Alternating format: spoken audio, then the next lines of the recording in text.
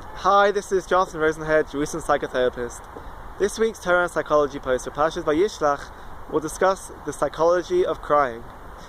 In this week's Pasha, we read that Rachel Imenu passes away, and Yaakov buries her by the roadside.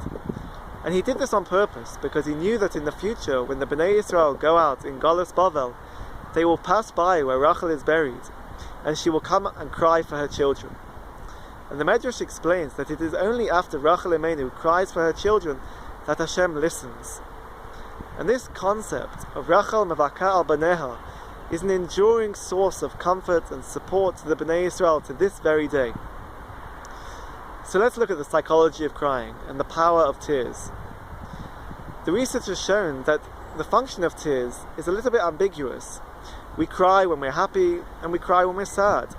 We cry when we experience pleasure and pain. So it's clear that crying is multifunctional. And we're going to discuss a number of these functions. Firstly, is that it serves as a basic form of social communication. Babies and children, right from the very beginning, use crying as a way to express their needs. And adults use it as a means of social communication with the people around them. Secondly, we're familiar with the idea or the concept of have a good cry and you'll feel better. But is this true? Do you feel better after crying? So the research has shown that in emotional tears, endorphins are released in the body that help a person and make a person feel better.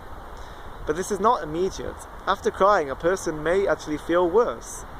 But the research has shown that after 90 minutes following an emotional stimuli, a person that cries will feel better in comparison to a person that does not cry. Next, in psychotherapy, crying is obviously a very prominent idea. A person could possibly cry in the therapeutic room when they're discussing depressing or traumatic experiences that they've had. And certainly in the diagnosis of clinical depression, we see that it involves a prolonged 2-week period of a low mood. And this can manifest in non-stop, almost meaningless crying. And finally, a new direction that the research has taken into crying is to look at people that have an inability to cry. And the research has found that these people that cannot cry are less connected with other people, they're less empathetic, and they are less affected by emotional stimuli. So crying is important. And if you feel like you need to cry, don't hold back the tears. Have a good Shabbos and keep well.